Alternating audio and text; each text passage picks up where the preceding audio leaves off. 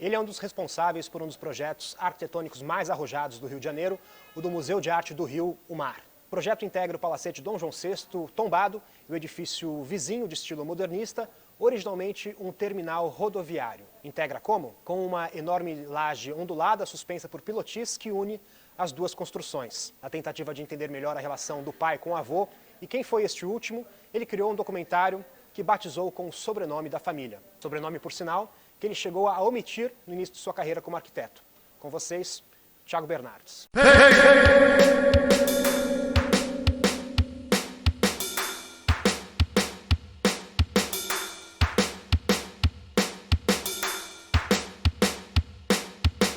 No início da sua carreira você omitiu o seu sobrenome, né? Como é que você enxerga essa decisão hoje, esses anos que se passaram? Esse fim de semana eu fui na festa de aniversário do meu primeiro sócio, quando eu tinha 17, 18 anos. Tem a ver com essa resposta, parece estranho, mas tem a ver, porque é o cara mais extrovertido que você pode imaginar na tua vida, assim. Ele é arquiteto, assim, super extrovertido, numa festa de 50 anos, tinha 1.200 pessoas, se relaciona com gente bem mais velha, mais nova, uma coisa assim. E, de alguma forma, a gente se encontrou com 17, 18 anos. Não era da mesma turma, vamos dizer assim, mas a gente se encontrou e se complementava nesse sentido. Quer dizer, ele era um cara expansivo, que tinha relação, gostava das pessoas, gostava do encontro. Eu sempre fui um cara muito fechado, tímido.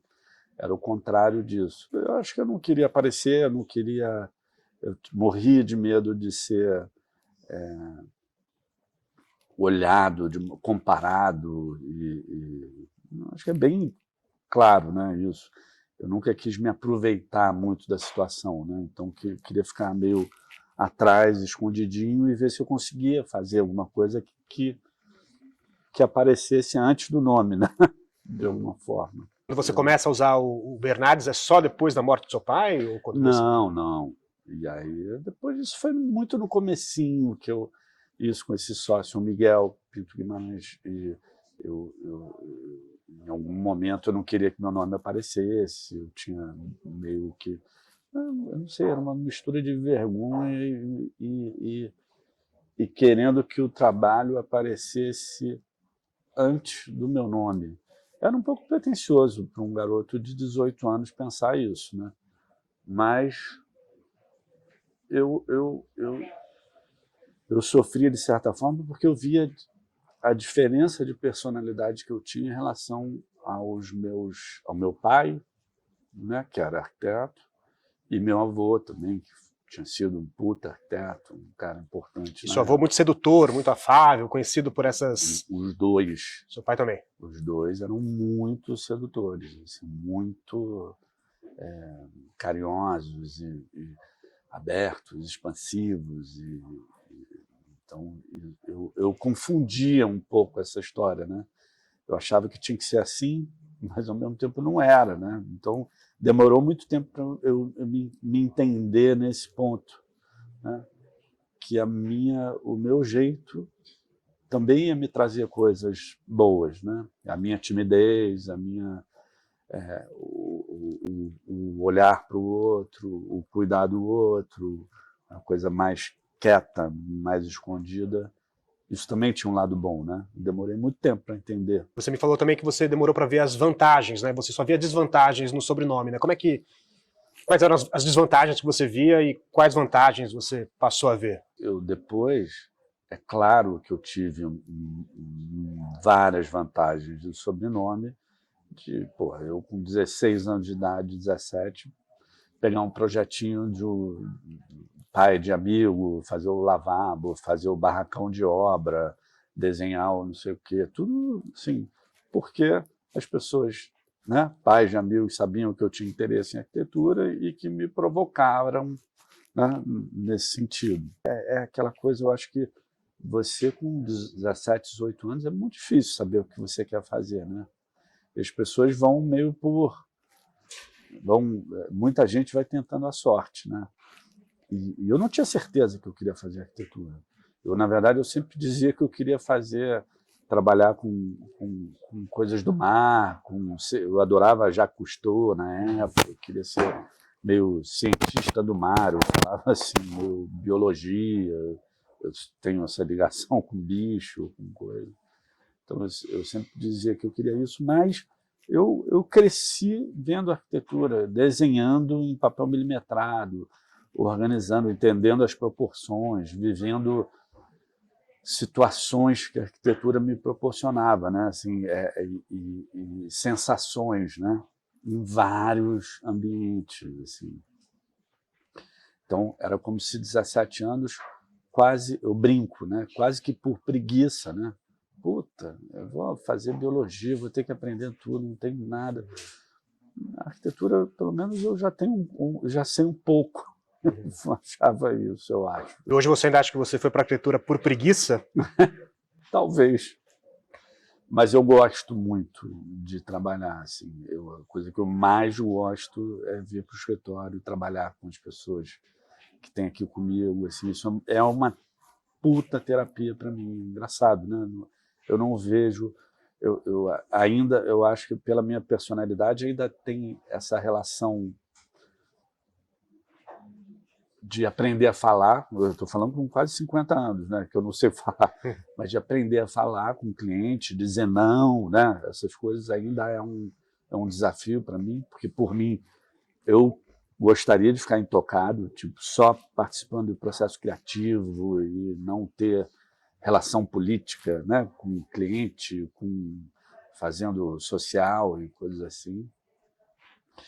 E eu acho que eu sempre quis que as pessoas me enxergassem como isso, como uma pessoa pura, no sentido de que eu não vou passar a mão em você para eu ganhar teu projeto, né? Eu quero que a pessoa me enxergue como um cara que vai fazer um projeto especial para cada um, né? Assim, mas não como um personagem, Tiago. Né? Você até comentou uma vez que você sonhava em um dia ser uma espécie de um eremita, né? Que as pessoas não sabem como é que é o rosto. Ainda tem esse desejo? O que você acha que isso representa, esse desejo? Eu adoraria, mas eu já vi que não dá para mim, assim, que não vai acontecer. Porque eu tenho que trabalhar, porque eu gosto de trabalhar, porque eu tenho que ter um mínimo, é isso que é o meu desafio, eu acho, na minha terapia, é conseguir sair da toca, né? Conseguir me comunicar melhor, né? Com as pessoas e com os clientes. Eu acho que a comunicação através de projeto eu consigo fazer, mas esse com o ser humano é um desafio para mim até hoje. Mas eu adoraria ser um eremita, é isso, que eu ficasse... Isso desde moleque, que eu fosse o sócio do escritório, que ficasse dentro de uma sala criativa e que não fizesse mais nada, só estivesse projetando e criando e desenhando e não tivesse que ter esse outro lado que é muito importante, né? E você associa de alguma forma essa sua reclusão, de certa forma, a essa personalidade expansiva do seu pai, do seu avô? Isso, de alguma forma, tinha uma origem nisso? Acho que eu fui entender mais velho que eu era assim mesmo e que não tinha problema eu ser assim, né? Tinha um lado positivo, né? Eu me lembro que eu tive, não sei se eu te contei isso, mas eu fiquei meio distante profissionalmente do meu pai, assim, nos últimos anos de vida dele, para eu tentar fazer a minha coisa, sem ter muita ligação com ele. E era surreal, porque muitas vezes, parece... quando eu me aproximava para mostrar alguma coisa que eu estava fazendo, ele estava fazendo uma coisa muito parecida com aquilo que eu estava projetando. Você lembra de exemplos disso? Alguns, assim. E eu, na hora, eu parava de fazer aquilo. Eu nem continuava contando aquela história, né? Mas você desistia dessa ideia? Desistia. Achava que não era a minha hora, que isso é uma coisa, né? Então, eu vivi algumas situações assim que era muito surreal, assim, muito engraçado. Mas você achava que não era... Você não tinha direito àquela ideia? Como é que era um pouco dessa... Eu não sei, eu acho que parecia que era a vez dele, né? Assim, que eu não tinha... era isso, assim. Lógico que tem a ver, né? Mas eu entender que eu era muito diferente deles, e mesmo sendo muito diferente em personalidade, eu poderia conquistar minhas, né? Através disso eu conquistaria a minha coisa, né? Meu lugar no mundo, né? Como arquiteto, como isso, né? Mas o fato de você abandonar uma ideia que você teve, tinha uma coisa de você se ver competindo com seu pai, de alguma forma? Eu me via competindo porque eu não tinha esse tamanho para competir com ele. Eu me via, talvez, pequeno nesse sentido de que não iam acreditar em mim, né? Eu ia ter copiado ele, né? Não ia ter, ninguém ia entender, né?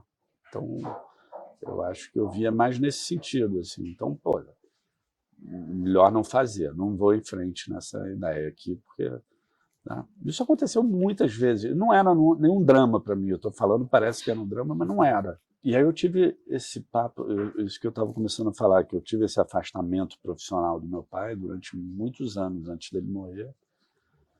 Lógico, uma relação de pai e filho, assim, com muito amor, nunca teve...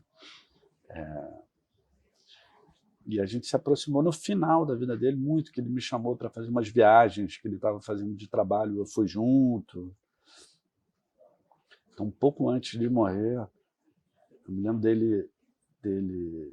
Meu pai era muito sensível, assim, né? Muito... Ele tinha essa coisa extrovertida, essa coisa de chorava, botava para fora também. Era um cara muito caloroso em todos os sentidos, né? Tinha uma...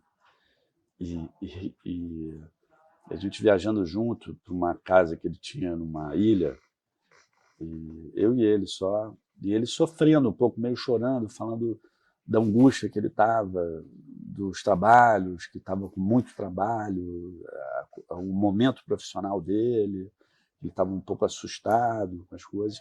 E ele também estava num momento muito, sabe, aquela coisa de... Era uma geração diferente, né? Estava bebendo pra caramba, estava muito ansioso, tinha asma. Então, meu pai era assim, ele fumava um cigarro, bomba de asma e um uísque. Assim, Receitas era uma daquela época. bombinha. Então, eu falei assim... Aí eu me lembro que eu falei, cara, você tem que ter calma, porque eu sinto que a sua vida profissional está começando. Eu sentia isso, né? Porque tinha a ver com a fase do Brasil, né? Anos 2000, a arquitetura começando a sair dessa coisa muito privada para começar a aparecer de certa forma, né? E aí eu conversando com meu pai sobre isso, ainda falei assim, poxa, e eu? Você imagina eu, pai, que eu não tenho a personalidade que você tem. Eu não entro num espaço, o cara tinha 1,90 m, né? Eu não entro num espaço, eu não tenho esse sol que você tem como pessoa, como, né? Assim, como é que eu vou fazer profissionalmente para ter trabalho, né? Para eu ter uma vida, para mostrar meu trabalho? Porque... Aí ele parou, me olhou assim e falou coisas assim que foram muito importantes. Isso muito pouco tempo antes dele morrer, assim, semanas. Aí me posicionou assim e falou assim, olha, Thiago, você tem o que eu tenho, mas muito mais. Não querendo naquela coisa de pai e filho, né? Porque falando de paciência, de olhar para os outros, de empatia, de sempre se colocar no lugar do outro, de ser mais calmo, vamos dizer assim, mais pacífico em relação às coisas, a tudo. Então ele meio que me orientou por aí, falou assim, cara, você tem isso muito mais do que eu tenho. Então é por aí que você vai. Então ali eu me lembro que na hora eu olhei assim, poxa, então eu posso ser como eu sou, sabe assim? Será que eu posso ser como eu sou? Será que eu posso mostrar a minha timidez? Será que eu posso não ser extrovertido e conseguir trabalho? Será que eu posso? Sabe? Né? Assim, era muito... não é muito profundo psicologicamente, não é muito claro, né? Isso que eu estou falando. É tudo muito... E eu sempre fiz muita terapia. E você acha que seu pai tinha algum conflito? Enfim, você é o neto, até fez um documentário sobre seu avô, para entender um pouco dessa relação, e ele sendo filho de alguém que foi comparado ali ao Niemeyer, né, nos anos 50, assim, e foi, enfim, e tinha uma personalidade parecida. Você acha que tinha algum conflito? Você via isso? Ele teve muito conflito com meu avô. Meu avô, ele... Porque, assim, a história da arquitetura e tudo se confunde, na nossa família se confunde muito com a história de vida, né? A arquitetura vai muito além de uma profissão só, né? Então, é engraçado como era a vida na casa do meu avô, como eles viviam, a relação das pessoas, ele como um arquiteto promissor, né? O Serjão, meu avô, nessa época. E meu pai contava muito, no começo, quando ele resolveu fazer arquitetura. Ele não conseguiu se formar, porque eu acho que também já vem dessa mesma coisa que eu. Eu demorei 20 anos para me formar, né? Então, há poucos anos, né? Então, eu me lembro que na faculdade eu me sentia muito mais cobrado do que eu realmente era. Eu parecia que eu estava olhando o professor, que ele estava, pô, esse cara é neto de, filho de, ele tem que fazer melhor, tem que fazer... Né? E eu estava aprendendo, né? Eu não me dava esse tempo de aprender, né? Eu tinha medo. Mas em algum momento você achou que você tinha que fazer melhor? Eu sofria com isso, né? Eu tinha que fazer melhor. Nossa, não estou conseguindo fazer melhor. E aí, como é que faz? Assim, então, é meio... Mas é claramente uma viagem, assim, um medo mesmo. Eu esqueci de novo o que a gente começou a falar. Viajei, mas ele... acho que a relação deles... Então, eu estava falando sobre essa relação de vida misturada com arquitetura, família e, assim, a relação... a gente pode dizer que, né, a relação do meu pai com a arquitetura tem a ver com a relação do meu avô com a minha avó, né? Da época que ele se separou da minha avó, foi um grande trauma para o meu pai. Eles ficaram separados durante muitos anos. Então, acho que isso tudo tem a ver, né? Assim, Na sua infância, você conta que seu pai te levava muito para visitar obras, assim. Como é que era era o contato mais próximo que você tinha com seu pai? Era, assim, minha mãe brinca que eu tenho duas irmãs, né? Uma mais velha e uma mais nova, e minha mãe, meu pai não estava nunca em casa, e que eu falava assim, não aguento mais mulher, eu tinha essa coisa. E meu pai me pegava para ir ver obra final de semana, era o encontro que eu tinha, meu parque de diversões era isso, né? Era obra, então eu tenho essa relação com obra, sabe, de ver um monte de areia, de lembrar, ter essa sensação de escorregar num bolo de areia, de ver misturar cimento, de ver estrutura levantando, de ver dos perigos, era onde eu brincava, né? Isso é engraçado. E você vê isso hoje ainda? Você olha uma obra com esse fascínio? Eu tenho essa coisa gostosa com obra aqui. Quase que enxergar como um parque mesmo, assim. Porque geralmente as pessoas têm uma certa dor de cabeça. Associa com algo interminável, enfim. Não, mas aí é outra história. Mas para você tem essa... Tem. Mesmo uma obra pessoal sua, de uma casa sua, você tem essa... Não, eu fico de saco cheio de obra. Eu estou falando de outra coisa. Meu avô tinha um escritório que era assim, espetacular, que parecia que era uma coisa meio da NASA hoje em dia, né? Que era um prédio que tinha em frente à praia da Barra, que ele fez, não tinha nada na Praia da Barra, só esse escritório dele no meio do nada. Então a gente ia para lá passar final de semana, olha só. Ia à praia, meu avô estava no escritório trabalhando, eu ficava lá, voltava. Então essa era a minha diversão, era nesses lugares, né? Nesses escritórios. Assim. Maquete, meu avô tinha maquete tipo do Rio de Janeiro inteiro, maquetes de projetos dele. Então você consegue ter essa coisa de escala, né? entender como arquiteto, que é você olhar de cima as coisas, né? Olhar com um olhar afastado, né? Não de zoom, né? Assim, então, esse olhar que meu avô me proporcionou, que era quase que uma coisa que hoje em dia a gente tem no Google Maps, facilmente, ele me mostrava isso, né?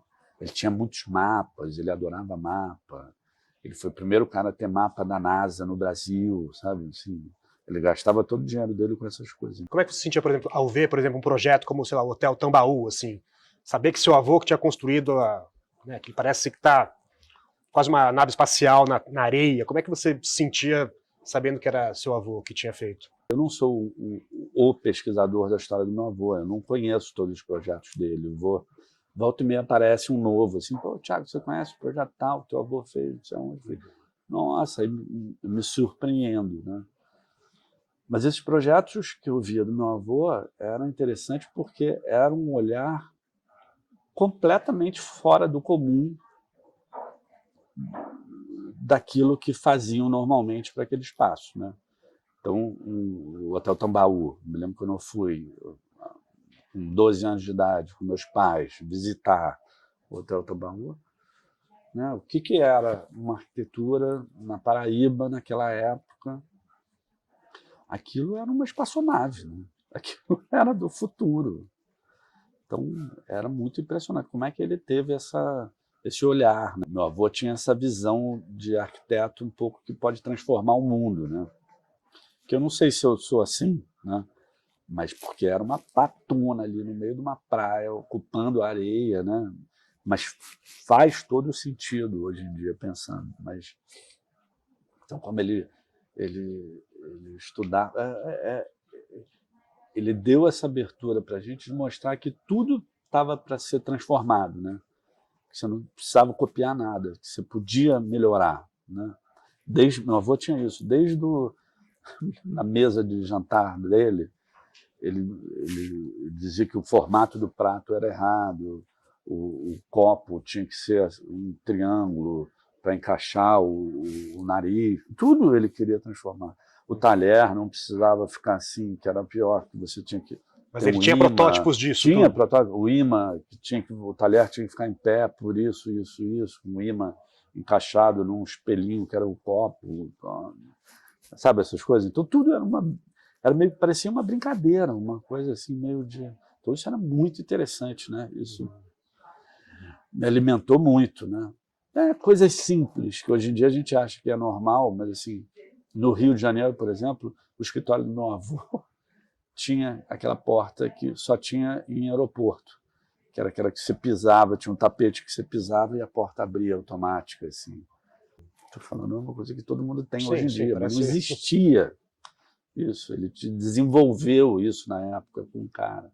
A mesa de trabalho dele, por exemplo, o pé da mesa tinha uma tampinha.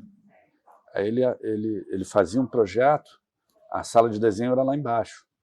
Ele fazia um projeto, ele enrolava, tirava essa tampinha e botava aqui, era um tubo que ia direto para um cesto lá embaixo, na sala de desenho, que as pessoas já pegavam, abriam. Era um mezanino a sala dele. Sim. Então era tudo... Aí eu ficava olhando para aquele cara e aí ele tinha um cantinho para dormir no escritório dele, né? Eu não entendi. Ele, pô, como é que tem esse cantinho para dormir assim na sala de escritório dele? Ele tinha uma cortina que só fechava daqui para cima. Eu não entendi, porra, o cara... Aí ele me explicava, não, Thiago, é só daqui para cima que eu preciso de escuro, daqui para baixo não precisa.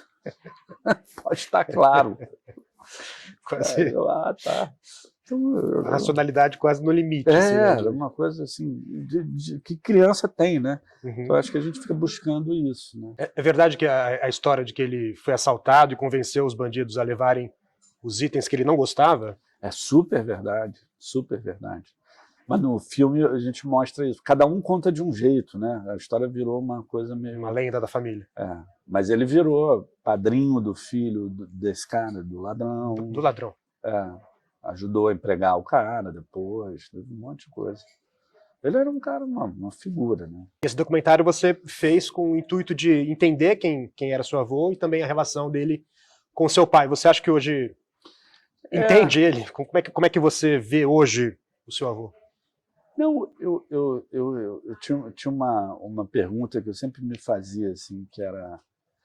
Porque aí vem a coisa que a gente fala dos gênios, né? Outro dia eu estava falando assim, a gente estava falando sobre inteligência, sobre você que teve filho agora, aquela coisa, quem é inteligente, quem não é. Porra, o gênio, né?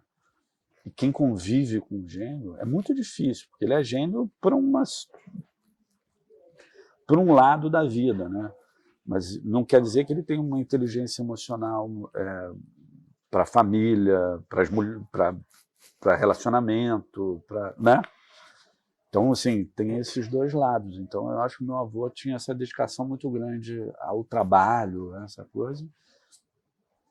E não tinha uma inteligência emocional muito para a família, era outra coisa, né? Ele tratava todo mundo igual, quer dizer, mesmo sendo eu neto, se a gente chegasse lá junto, ele não ia me tratar diferente. Ele ia, se você quisesse morar lá, dormir lá, ele ia, vem, dorme aí. E eu imagino que para o meu pai tenha sido muito difícil, até pelo momento histórico. Meu pai, na época que ele começou a fazer arquitetura, a arquitetura era meio escondida no Brasil, ninguém fazia mais projeto público, ninguém mais... Então ele começou a fazer muito projeto do interior, fazer, né, reformas, apartamento, decoração, que era essa coisa na época, coisa de imóvel, meio essa coisa micro, e foi fazendo depois as casas. Aí fez muita casa, muito projeto privado, né? Meu pai tinha isso. Mas tinha a ver com essa coisa histórica, né? O que estava acontecendo no Brasil na época, né? Era muito difícil fazer arquitetura nessa época, não aparecia, né? Você acha que hoje você compreende o seu avô? Você conseguiu, enfim, entender melhor quem ele foi? Essa pergunta que eu me fazia, assim, antes, porra, até que ponto é genialidade, até que ponto, o que tem de ego demais nessa história, né? Por que você quer sempre fazer uma coisa maior do que o outro pode suportar, né? Como vida, né? Você está acostumado a sentar nessa poltrona, porque né, é natural para você já viu. Ele queria que você sentasse diferente nessa poltrona, dizendo que se você sentasse de joelho, apoiado, não era assim, mas assim, seria muito melhor para a tua vida. E, porra, tudo tinha que mudar, né? Então, não descansava, né? Imagino que é algo que deve passar na cabeça de todo arquiteto, porque assim, você está construindo, está pensando numa casa, numa vida, mas que não é a sua, né? Você vê nesse conflito, ou de, bom, até tudo bem, mas a pessoa que vai morar não sou eu, né? Como é que é? Eu acho que eu tenho uma coisa que talvez eu tenha mais, conseguir me colocar no lugar do outro. Talvez essa seja a grande diferença. Isso que eu queria entender quando eu fiz o documentário, até que ponto era... Porque, assim, você dá uma porrada no cliente, dizer que toda forma que ele vive é errada, ele tem que fazer... Também não é legal, né? Você tem que ter um mínimo de sensibilidade para entender que o cara vem, a história dele, que ele está acostumado com aquilo, que, porra, você pode mudar um pouco, mostrar um pouco, alguma coisa diferente, mas não é dizer que está tudo errado como ele vive, né? Até porque é um pouco arriscado para o negócio. Né? Exatamente. Então, isso que eu queria entender. E foi o momento que ele faliu na vida, né? O que estava na cabeça dele? O que era genialidade? O que era ego demais? Então, era uma coisa que eu queria entender. Eu não entendi completamente, não. Mas eu me entendi um pouco melhor. E o papel do seu pai no documentário? É uma coisa prevista dele? Quase não apareceu? Você se surpreendeu depois de notá-lo um pouco presente nesse documentário? Algumas pessoas próximas começaram a falar meio para mim assim, mas, poxa, eu não entendi. Por que seu pai você não fala do teu pai, não mostra ele? Não... Não, porque eu acho que era uma questão que eu queria entender meu avô, né?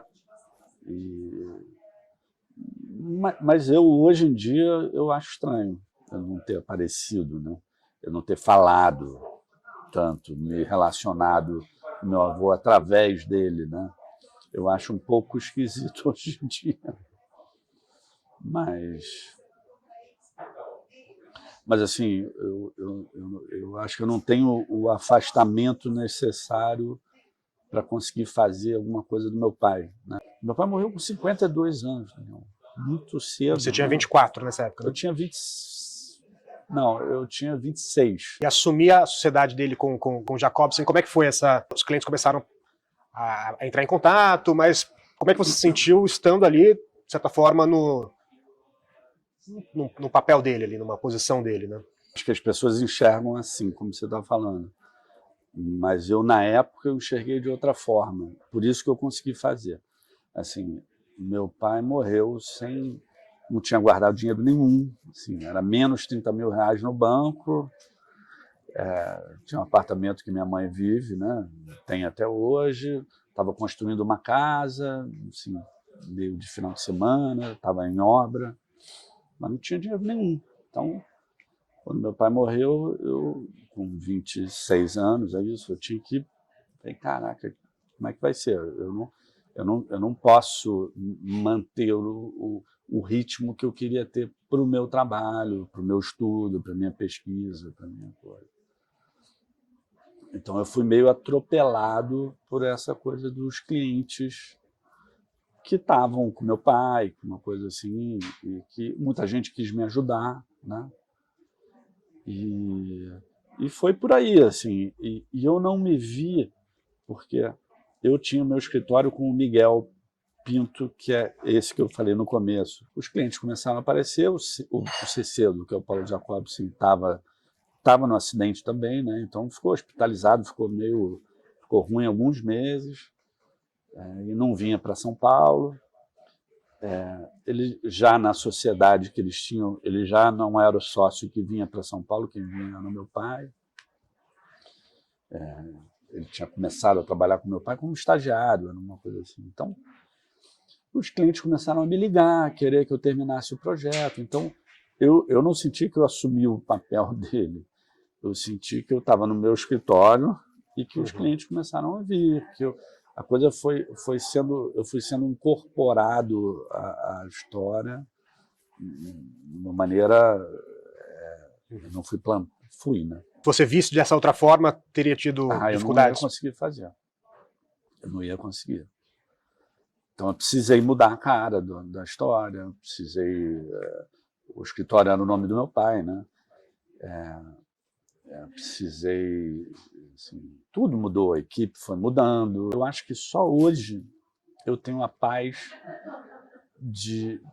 só hoje, assim, 23 anos depois, eu tenho a paz de ter escolhido os sócios que eu tenho, de ter escolhido as pessoas com quem eu trabalho, de escolher o tipo de projeto que eu quero fazer.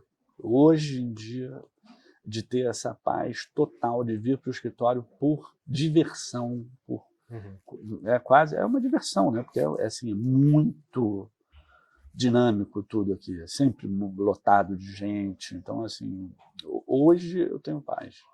É doido, né? Até então não tinha. Sabe que foi uma coisa interessante que, para minha terapia, até foi muito interessante, muito, muito, muito. Mas que se eu não fizesse terapia junto, eu não teria conseguido suportar essa história, que é o lance da constelação familiar. Cara, Daniel, foi assim, incrível para mim. Porque quando eu fui fazer constelação familiar, eu falei assim, pô, eu não sei direito o que eu quero constelar. E apareceu meu pai, meu avô, e as relações dele com mulher, né, com essa coisa toda. E como que um virava para o outro. Eu fiz com aqueles bonequinhos, eu não fiz com gente.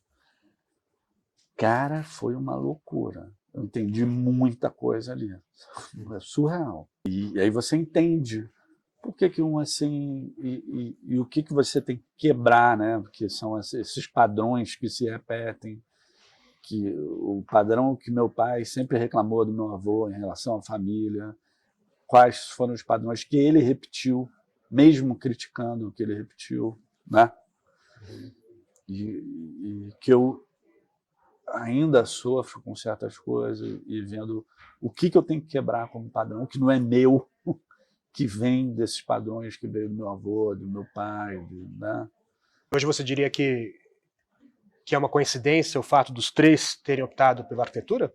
Eu vou te responder com uma questão que eu tenho. Você tem filho agora novo, e eu sempre tive certeza que eu ia ter filha mulher. Teve dois. Eu teve 2 meninos e agora estou grávido do terceiro menino. Estou grávido, é ótimo. Né? E eu sofro um pouco. O meu mais velho fala sobre arquitetura, fala que quer ser arquiteto. Eu sofro um pouco. Ele me perguntou já várias vezes, pai, por que sempre que eu falo que eu quero ser arquiteto, você não... Ele foi assim, pum, na Foi lata. na lata. Na lata. Eu fiquei meio assim, não... É porque você fica querendo proteger o filho, né? Querendo que ele não sofra, querendo que sofreu o que eu sofri, porque o cara olhando de fora acha que eu só tive vantagens, né? Ah, porra, esse cara tá reclamando de quê? Eu não tô reclamando de porra nenhuma, não é nada disso. Mas assim, para um cara que tem sensibilidade, que pega muita energia dos outros que estão em volta, que tem o mínimo de... Né, assim, eu sentia tudo, né? Eu sentia o olhar dos outros, eu sempre senti uma crítica, né? A comparação. Poxa, isso é muito chato, né?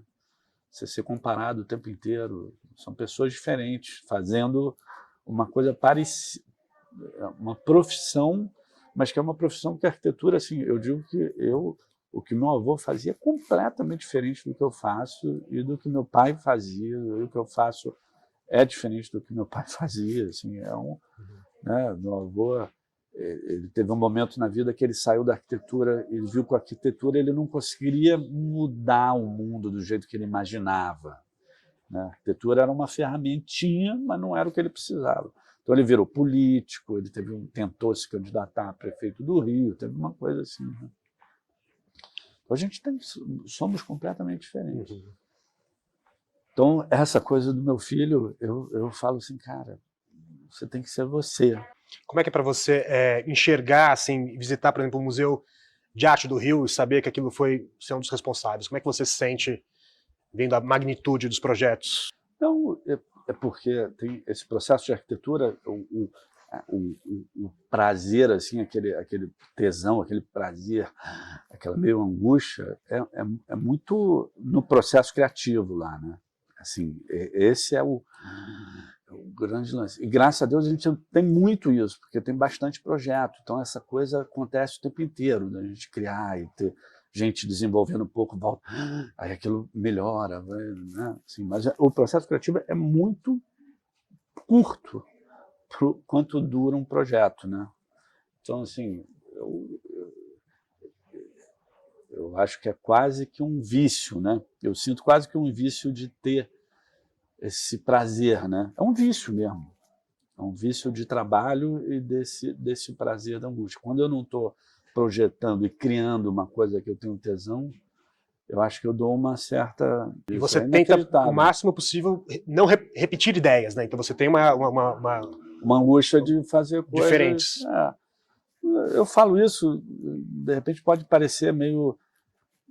Na verdade, a gente faz coisas muito parecidas também, tem um ritmo, uma linguagem, mas assim, é um sofrimento, uma angústia que eu tenho de não querer virar um escritório que faça só uma coisa, que seja caracterizado como isso, como esse tipo de material, com esse tipo de estrutura, com o programa que esse escritório faz, é bom só nesse. Não, então eu enxergo o escritório meio como uma coisa de pesquisa quase, sabe? Agora, um projeto de arquitetura, ele não é isso, né? Ele dura, às vezes, 5 anos, né? Tem esse projeto que é esse tesão absurdo inicial, E depois aquilo demora 5 anos para ficar pronto, 3 anos para ficar pronto. Né? E depende de muita gente, depende de muitas variáveis. Como é que é a ansiedade? Você lida bem com essa ansiedade de saber que... Eu aprendi a controlar a minha ansiedade nesse processo e, assim, e entender qual é o meu papel nesse processo, entendeu? Tipo, eu não sou um cara com a cabeça muito organizada, vamos dizer assim, de tocar um projeto numa obra. Então, me apoio em pessoas que têm essa cabeça organizada, que tocam esse projeto na obra do começo ao fim. Sabe? Então, essa é a coisa do amadurecimento, é você entender o que você pode oferecer de bom no processo. Né? Então, e se afastar quando tem que se afastar. Né? Sabe assim? Putz, aqui eu não sou bom, eu vou atrapalhar. Você fica imaginando como é que vai ser a vida das pessoas nos projetos, como é que, enfim, elas vão se comportar naquele ambiente que você projetou? É uma coisa que passa na sua cabeça? Passa total. Eu só penso isso. E até de uma forma negativa. Às vezes eu penso demais nisso. Então, isso que eu falei de empatia, eu acho que eu tenho demais. Assim, eu fico me botando muito na posição do outro e às vezes eu me confundo. Porque muitas vezes, por isso é a coisa da terapia que você vive, que é uma coisa que, às vezes, o cliente está falando uma coisa para você que ele não quer dizer aquilo, né? Ele já está falando uma coisa querendo que você interprete, faça uma coisa completamente diferente daquilo que ele está pedindo. Então é muito doido isso, essa interpretação e entender. E aquilo que eu te falei em relação ao meu avô, que, assim, essa coisa do ego controlado, que eu não entendia, que ele era muito gênio. Então, em um momento da vida, ele sempre fez coisas além do que o cliente podia suportar. Você entende? Assim, o cara pedia uma casinha, o cara, casinha tinha que estar pendurada aqui. Não é isso que você quer, você quer isso aqui, é isso. Basicamente era isso. Mas, porra, na arquitetura, o cara é um gênio. Olha o que ele fez. Mas o cara não consegue suportar ali, nem financeiramente fazer aquilo, nem viver aquilo, né? Ele não é a vida dele, não está acostumado com aquilo. Então, qual é o nosso papel como arquiteto? Né? A gente tem que fazer um pouquinho além, né? Para ele entender que ele pode viver um pouco diferente, que assim ele vai ter mais paz na vida, mais conforto, mais, né? Assim, um olhar mais calmo. Não exatamente como ele imaginou, que o nosso papel é esse, para mostrar que pode ser um pouco diferente. Tem muito essa coisa de o cliente pede uma coisa, aí você vê a preocupação dele com grana, com custo, não é? E você faz um projeto todo ligado a isso, com grana, com implantação, com ser uma coisa mais otimizada, não sei o quê. Você vai apresentar o projeto, está todo pensado nisso, e quando você apresenta, você vê assim, putz, era totalmente o contrário. O cara, na verdade, ele fez esse discurso com medo. Uhum. Mas o desejo ele não quis, demais. Não quis, mas, na verdade, ele queria aquilo. Então, a gente olha, putz, eu fiz um projeto racional demais, muito... Ele não quer isso, ele quer uma coisa... Ele quer uma pirada. Então, ele fez a gente... Então, eu acho que o meu erro, às vezes, é esse, é me botar demais no lugar do outro. E em algum momento, não ler exatamente o que ele quer dizer, entendeu? Que é isso que falam muito sobre isso, né? Da arquitetura, essa coisa... É quase que uma terapia, né? A relação que a gente tem com os casais, né? Os casais que vêm aqui fazer projeto, como é que funciona isso, essa dinâmica. A gente faz meio quase uma terapia, criar uma harmonia assim, entre eles, para não ter... Né? Muitas vezes um quer uma coisa, o outro quer outra, aí você fala, não, a gente vai chegar numa coisa aqui no meio do caminho, vamos achar. Né? Já tive com casais que... reunião para começar um projeto, isso foi muito engraçado. Isso já rolou um monte de vezes. Mas O cara chegou do casal, a mulher não chegava, de repente eu toco o meu telefone da sala, estou com um cara na minha frente, aí a mulher fala assim, o que esse cara está fazendo aí? Eu não vou fazer projeto nenhum com vocês, não sei o quê, pá. Aí o cara, o que ela quer? Ela está ligando, ela está chegando? Eu falei, não, ela vai chegar, ela tá ó, ela descascando um cara que eu nem conhecia direito no telefone, e eu falando para ele de uma forma quase que um psicólogo, assim, olha, parece que ela está um pouco chateada com você, que ela não vai conseguir vir, mas está tudo certo, ela está... Eu já vivi situações muito doidas, assim. Você costuma se deparar muito com valores diferentes dos seus, quando você está fazendo um projeto? Você contou, por exemplo, já que você achava importante que seus filhos dividissem banheiro, por exemplo, e que imagino que muitos clientes acham isso inconcebível, assim. Você costuma ter muito conflito nesse sentido de ver coisas muito diferentes do que você acredita. E mesmo assim, enfim, se sentir obrigado a fazer. Eu acho que eu cheguei já estou mais maduro, eu já sei que eu quero fazer o melhor para cada um. Eu não vou querer doutrinar ninguém, nem, né? Eu acho que eu já vivi muito essa coisa para entender que as oportunidades que eu tenho, né, de fazer arquitetura, e durante muito tempo foi essa arquitetura privada, né? Graças a Deus hoje a gente também mudou a escala de trabalho, faz, né, edifícios, museus, e estamos fazendo um monte de coisa assim. Mas o que sustenta o escritório mesmo são essas casas e uma coisa residencial que a gente faz. Então, assim, hoje em dia eu entendi, eu quero ter menos preconceito possível na vida, em todos os sentidos, né? Então, eu quero entender todo mundo, eu quero fazer o melhor para todo mundo. Lógico que tem pessoas que aparecem aqui que eu vejo que não tem nada a ver comigo, mas não é por isso, não é na maneira de viver, é na maneira de tratar os outros. Então, assim, um cara que eu vejo que vai ter uma relação ruim com as pessoas que trabalham comigo, eu não quero ter, não importa o dinheiro que ele tenha, não importa, né?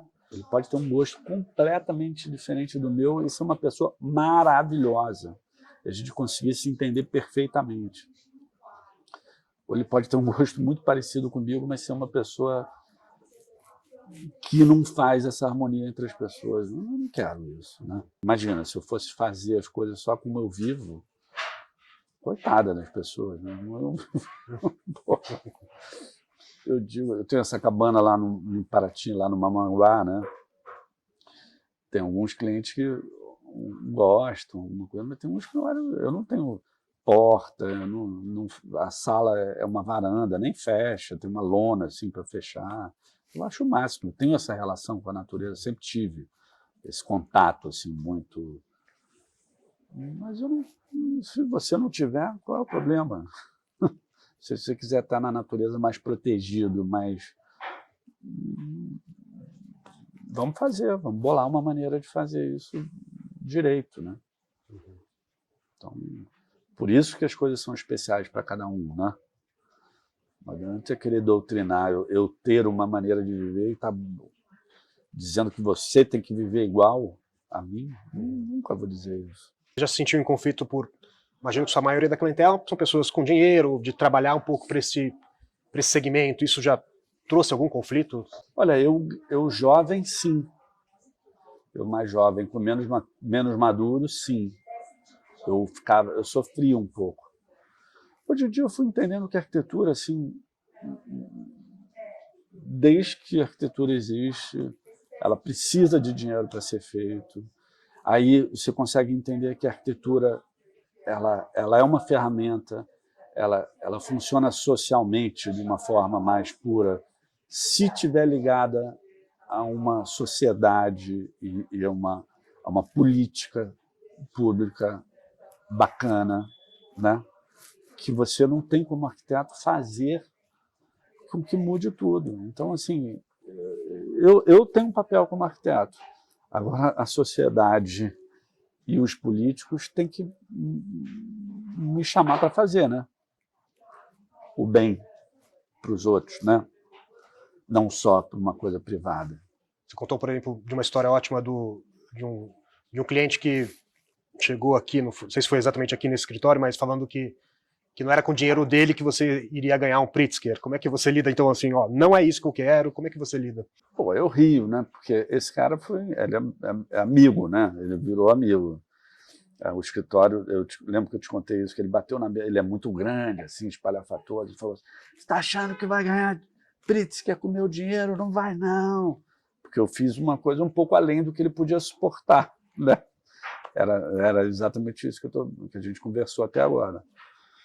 Mas o meu papel era esse também. Eu tinha que dar essa provocada nele para colher alguma coisa interessante no meio do caminho, porque se eu fizesse exatamente o que ele queria,